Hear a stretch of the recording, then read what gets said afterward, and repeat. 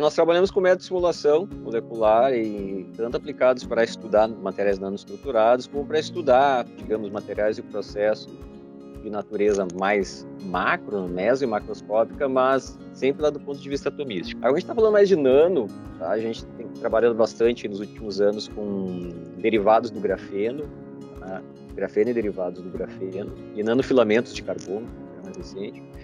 E um dos objetivos é subsidiar a criação de materiais compósitos ultra resistentes, tá? Que sejam materiais com alta resistência mecânica e leveza. Nós também temos estudado como usar, por exemplo, a dessalinização de água.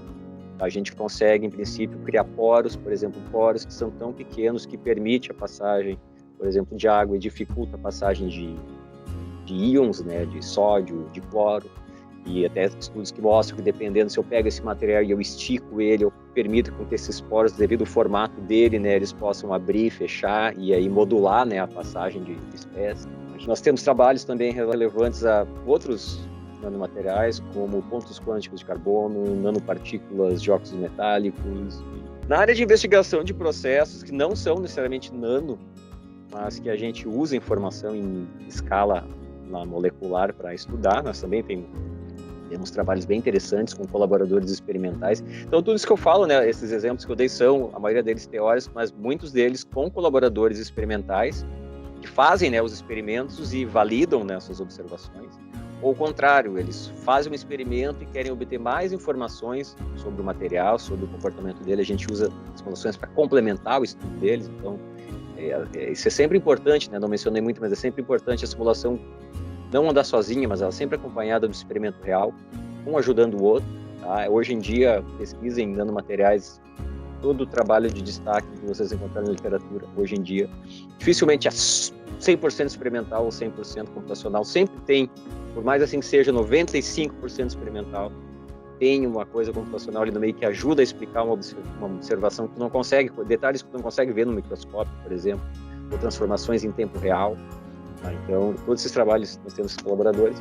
E nesse sentido também, por exemplo, nós temos um projeto com a Petrobras, onde a gente desenvolve em laboratório, né, membranas de carbono, que a gente chama de peneira molecular. Então, elas são membranas que são macroscópicas, tá? Mas a separação, o que faz com que essas membranas, por exemplo, removam algum contaminante de uma espécie gasosa, tá? Isso acontece lá em escala nano, com os poros bem pequenininhos que tem nesse material. Então, a gente usa, por exemplo, essas técnicas para ver como melhorar o desempenho dessas membranas, né? E por que umas funcionam bem e outras não funcionam bem. Na linha também de processos macroscópicos, nós temos trabalhos recentes aí em efeitos calóricos, mecanocalóricos particularmente.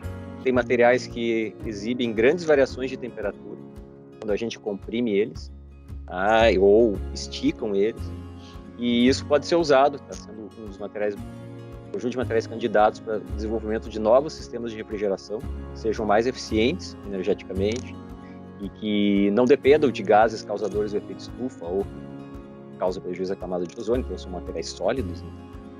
Então, o problema é assim, a questão é que se mede em laboratório e às vezes é difícil entender por que um material é tão bom, por que ele tem aquela resposta tão boa, por que não é muito boa, e mais importante, uma vez que tu entende por que ele é bom ou ruim, tu consegue propor novos materiais alternativos, ou tu pode melhorar o desempenho. Então, a gente usa simulações para entender também lá o que acontece em nível molecular quando eu comprimo o material, quando eu estico ele. Enfim, são vários exemplos, eu dei dois exemplos aqui, né, mas são processos assim que a gente enxerga do ponto de vista macro, não necessariamente nano, né, macroscópico, mas todo o fenômeno que é relevante está acontecendo lá na escala nano, lá em angstroms, em poucos nanometros. Então, resumidamente, assim, seria o foco do nosso grupo, trabalhar com simulações computacionais em escala molecular, principalmente em materiais nano, né, e colaborar com grupos experimentais de forma a complementar, né, criar estudos conjuntos que permitam sair só do computador e transformar em algo real, né, produtos reais que venham futuramente aí a aparecer no dia a dia das pessoas ou num processo industrial aí, numa indústria química.